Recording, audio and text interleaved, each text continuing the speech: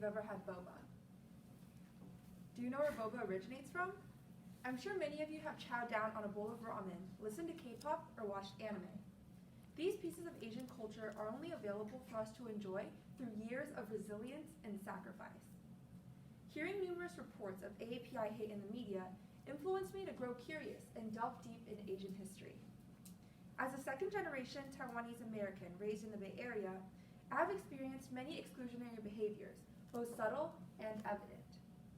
Asian Americans in the Bay Area have encountered unnecessary prejudice throughout history. I will share the history of restrictions, adversity, and current expressions of hate towards Asian Americans in the SF Bay Area. Historically, Asian Americans faced adversity and dealt with restrictions during the immigration process. The first wave of Asian immigration into the United States was during the California Gold Rush, beginning into 1800s. According to the book 25 Events That Shaped Asian American History, quote, most of them were peasants desperate to leave their home country for opportunities elsewhere because of the political and economic turmoil. This is when prejudice and discrimination first began. When white 49ers ridiculed Chinese miners and treated them cruelly, even creating mocking political cartoons. They were often physically attacked and had their long braided hair cut off.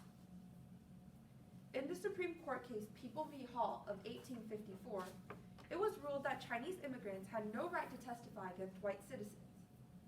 This decision was made based on the idea that a race of people of whom nature has marked inferior and who are incapable of progress or intellectual development beyond a certain point had no right to swear away the life of a citizen or participate with us in administrating the affairs of our government.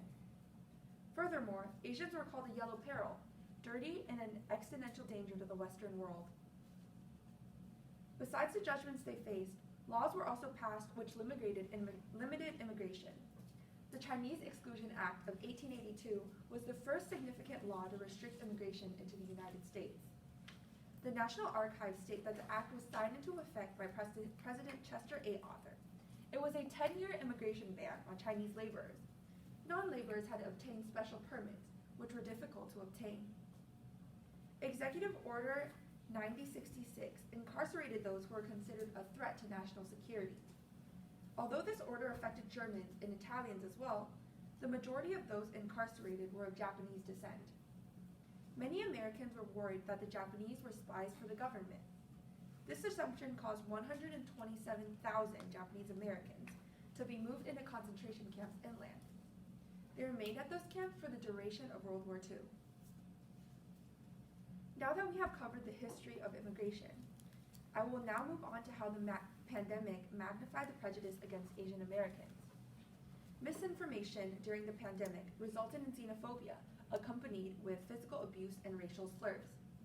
President Trump openly called COVID-19 the China virus, resulting in Asian Americans experiencing discrimination. Variants of this insult were being used, such as Kung Flu and Wuhan virus. This heightened the pre-existing prejudice in society, making Asian Americans fear for their lives.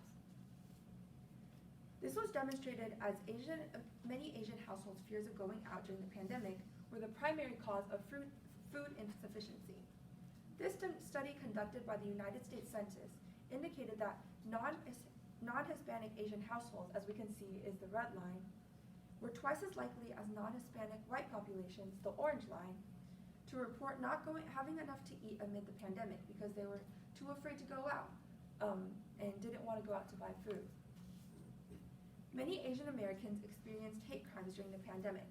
The LA County District Attorney's Office defines hate crimes as, quote, a criminal act or attempted criminal act against an individual or group of individuals because of their perceived or actual race, color, religion, ancestry, national origin, sexual orientation, gender, or disability. Roland Lee of the SF Chronicle covered Jade Lay's experiences throughout the pandemic. Jade has been a resident of San Francisco since 2011 and loves her city. She was assaulted 4 times during the pandemic. These instances include being punched in the head, being grabbed while walking her dog, and being called a bat eater while getting hit by trash. The 4 assaults all occurred in broad daylight and are common against Asian American SF residents. To conclude, The AAPI community has faced many restrictions and struggles throughout history and currently as well. We cover the beginning of Asian American immigration to the U.S. and how those prejudices have remained. Asian Americans in the Bay Area have encountered unnecessary discrimination throughout history. The next time you drink that boba, remember the sacrifice it took to bring Asian culture into the States. Here are my references. Thank you for listening.